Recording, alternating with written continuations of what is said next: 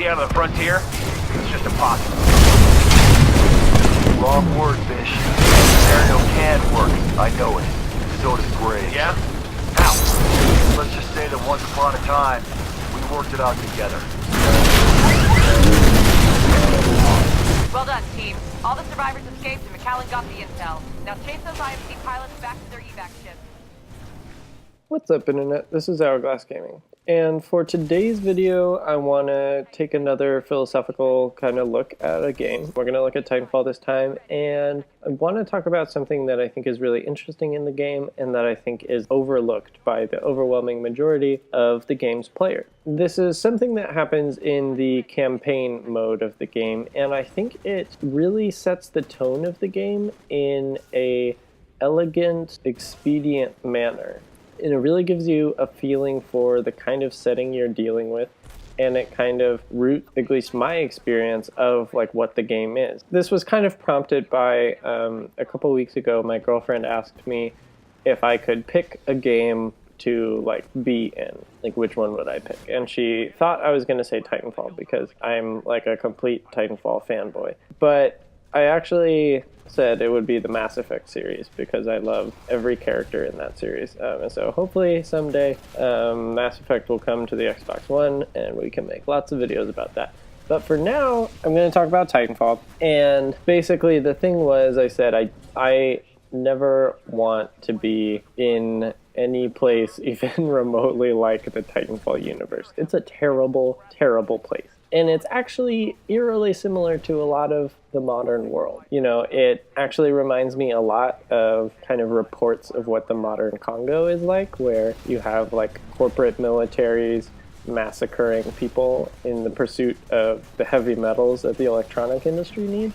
And that, you know, on the ground in that location is a horrifying thing.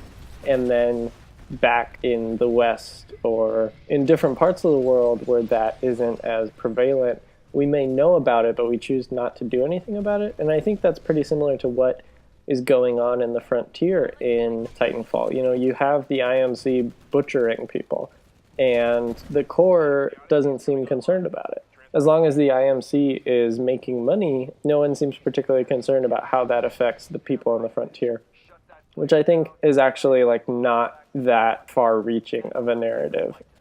Now, Titanfall doesn't get a lot of credit for its story, and honestly, it shouldn't. You know, it's not a developed story, but I think it's an interesting way that they choose to go about telling the story, because it's not about you playing a hero. And I think a lot of the ways this is a narrative service that the modern literary world really needs. I really like the works of like Kim Stanley Robinson, George R.R. Martin, Daniel Abraham, James S.A. Corey.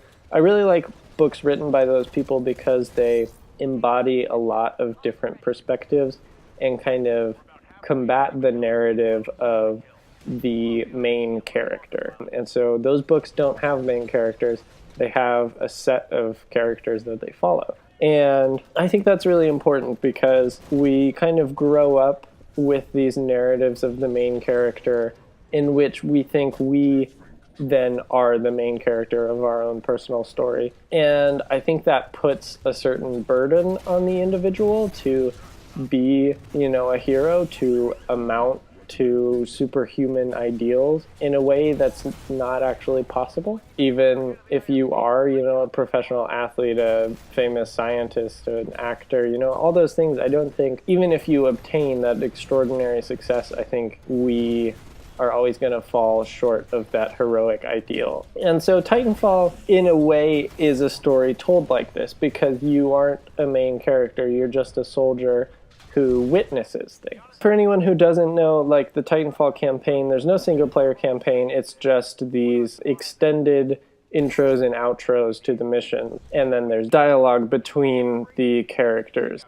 as the mission plays out. It's not very robust, it's not like branching based on who wins and loses. It's completely set in stone exactly what happens. Basically the story is just played out in these introductory cutscenes, and that's where you get most of it. So it's not a thorough story, and the thing I want to focus on isn't a big part of the game. You know, it's just this 30-second clip that I think has a really powerful effect, but it's not, it doesn't take up a lot of space. And I actually think what they do is really subtle. And so this takes place in the second mission of the campaign on the IMC side of things. I'm going to play the clip so that everyone knows what I'm talking about exactly, and then we'll get into why I think it's so interesting. Sir, we haven't found any militia. Just a handful of civilians. Copy that. Keep looking. But I like the way these specters kill, eh? Next-gen automated infantry's the future, but taking out a bunch of civilians is hardly a test. Sir, it looks like militia ships. They're deploying ground forces at the north end of the village. That's a real threat. Deploy 3 more racks of specters.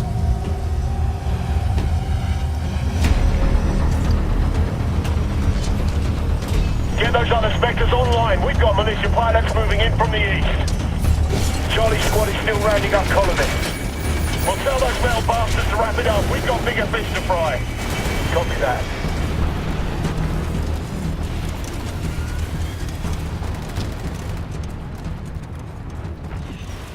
Alright, so basically what you see is you're kind of orbiting this village, and you see the specters on the ground shooting the farmers, basically, that you've found in this village. And then once you pull in and you actually exit your dropship and you're on your way to engage the enemy, you see that like really up close. Like you actually walk past a group of specters murdering these people who have nothing to do with the conflict that you're fighting. They don't, like it says at the start of the mission that these weren't militia people. It's not a town of terrorists. It's just this town that the IMC rolls over. And then the militia show up in an attempt to save the village, and the IMC start fighting, and it becomes a battle zone. But at the start of it, it's just the IMC killing random people. And also joking about it.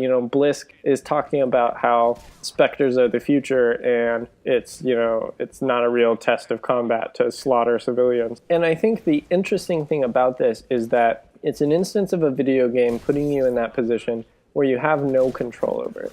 If in the Mass Effect series, you can be kind of a bad person, but you're still on the right side of the conflict. But in Titanfall, you don't really have that. In the first mission, at the start of it, Graves says, today you have a chance to establish peace on the frontier. And so it's like, okay, yes, I'm a corporate mercenary, but maybe, I am fighting for something important, or that I believe in, or, something that matters. But then in the second mission, it's like, nope, I'm a horrible corporate murderer. And you realize that, and you have no control over it. You become this kind of horrified historical identity of, the Nazi soldier in Germany, or the Japanese soldier at the rape of Nanjing, or the American at the My Lai massacre. And you realize you're on the wrong side of history, and you're powerless to stop it. And there's no heroic action you can take. You can't shoot the specters and save the civilian. You can't, turn on your faceless corporate friends and, become a militia pilot. You're on the wrong side, and then you go fight a battle. And I think it's really interesting that they do that, because that's an experience people have had. People have lived through that, where they realize they were not on the right side of history. And in a lot of ways, human beings in a lot of ways aren't empowered enough to actually have anything to do with that. German soldiers in most cases didn't have a choice whether or not, to fight to uphold the Third Reich or not. It's just you're a German soldier. That's just the position you're in. A lot of times, these things come about, and it's like the people on the ground can't even comprehend exactly what's happening, and it's in the aftermath that you realize how horrifying it is.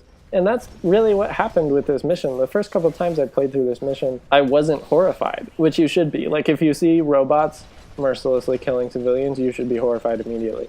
But I didn't really understand what was happening, and it took me a little while to kind of have that horror instilled. And there are snippets that indicate that this isn't irregular in the Titanfall universe. In the flavor text for the runoff map, it says that militia forces respond to a distress beacon sent out by the company that runs the water treatment plant. And then they find the IMC there. So the IMC just go into this water treatment plant and kill the people working there. to take control of it. And those people just work for another company, you know, they're not terrorists, they're just the people who control the water plant because their company owns the water plant. And then the IMC takes it and kills them. So it's clear that this isn't an irregular event on the frontier, which is truly horrifying. So I guess the point of this is that while Titanfall doesn't do a good job of conveying a compelling story or interesting characters, it does do an amazing job of establishing its setting in the exact tone of what's going on without kind of beating you over the head with it. I don't know if my viewers are particularly familiar with the Warhammer 40k universe, but it gets a lot of flack for being like so dark. And it's like everything's got skulls over it, everything's sad, every outcome is always the saddest, millions of people die for no reason, always, and there's like no hope ever. And it's like the frontier in Titanfall isn't so over the top, it's not ridiculous, it's a normal enough place in appearance that you don't fully comprehend exactly how awful it is until it kind of sets in and you really think about it. And I think that is a pretty amazing achievement. It's something that's very hard to do, to establish a setting like that so succinctly. That's a difficult thing to do, you know, to establish a setting that way so succinctly and without kind of having to club your viewers in the face with it. I just want to applaud the developers of Respawn Entertainment for how it's handled, and I think it's just a really well done part of the game, and it also makes the game something like really worth thinking about. So that's about all for today's video. Thank you for watching, as always. I really appreciate it. If you'd like to see more gameplay and commentary, don't forget to like and subscribe, and I'll see you next time.